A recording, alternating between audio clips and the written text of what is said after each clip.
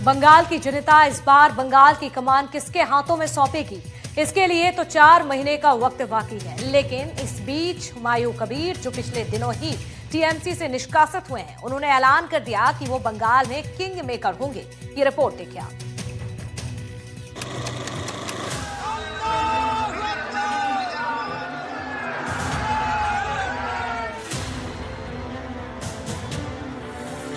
तृणमूल कांग्रेस के सत्ता से हटाने के लिए मैं ओपन उनको ऐलान किया। कौन होगा पश्चिम बंगाल का किंग मेकर? किसी लेके ये बीजेपी को खिलाफ और टीएमसी को खिलाफ में चुनाव में उतरेगी। वेट कर लीजिए ना, देख लीजिए थोड़ा।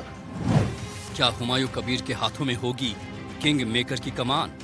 ममता बनर्जी को भी चतुर्थ बार के लिए वो मुख्यमंत्री नहीं बने। क्या बंगाल के चुनाव में एक्स फैक्टर साबित होंगे हुमायूं? टीएमसी को खिलाफ में चुनाव में उतरेगी।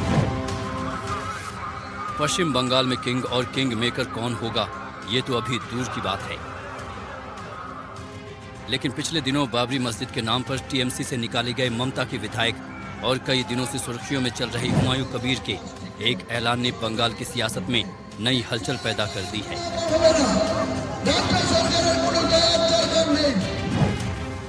हुमायूं कबीर ने कहा है कि वो बंगाल के किंग मेकर होंगे और बंगाल की सत्ता पर कौन काबिज होगा, इसकी चाबी उनके हाथों में होगी। किसी लेके ये बीजेपी को खिलाफ और टीएमसी को खिलाफ में चुनाव में उतरेगी। वेट कर लीजिए ना, देख लीजिए थोड़ा। हुमायूं कह रहे हैं कि बीजेपी को आने नहीं देंगे और बंगाल में इस बार टीएमसी को सरकार बनाने नहीं देंगे। साफ कर दिया है कि ममता बनर्जी अगली बार मुख्यमंत्री नहीं बन पाएंगी। तो सत्ता में आने के लिए में फैक्टर होगी और ममता बनर्जी को भी चतुर्थ बार के लिए वो मुख्यमंत्री नहीं बनेंगे। एनडीटीवी से खास बातचीत में हुमायूं कबीर ने साफ कहा कि वो बंगाल में ममता बनर्जी और शुभेंदु अधिकारी के खिलाफ उम्मीदवार उतारेंगे। साथ ही कांग्रेस और वाम दलों के साथ आने की अपील भी की। हुमायूं ने कहा कि बीजेपी टीएमसी छोड़ किसी के साथ गठबंधन में कोई दिक्कत नहीं है। ये तृणमूल कांग्रेस सत्ता में है तो उनका हटाने को चाहिए, तो अकेला उनका हिम्मत है, उनका संख्या है, उनका परसेंटेज है, तो वो अकेला ही करने दीजिए। और जो मैं ही करते हैं, जो सब लोग को लेके तृणमूल कांग्रेस के सत्ता से हटाने के लिए मैं ओपन उनको ऐलान किया। जो किसी को मेरा अछूत नहीं है, किसी को मैं बाहर नहीं रखने चाहते हैं, वो सब लोग को, जो लोग है बंगाल में बीजेपी और टीएमसी छोड़ के जितना पार्टी है, वो सम्मानजनक गठबंधन करके इनको जवाब देने के लिए मैं तैयार हूँ।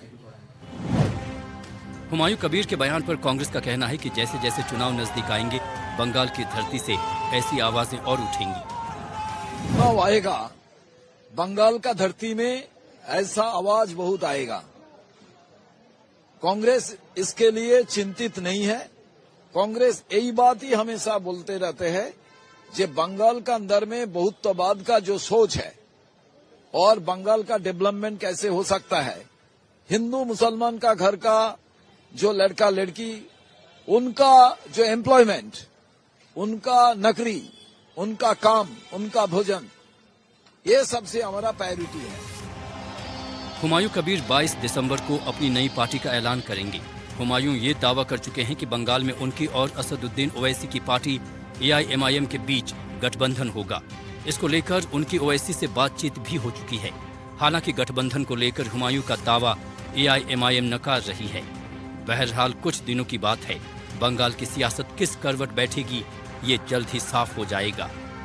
Bureau report, NDTV India.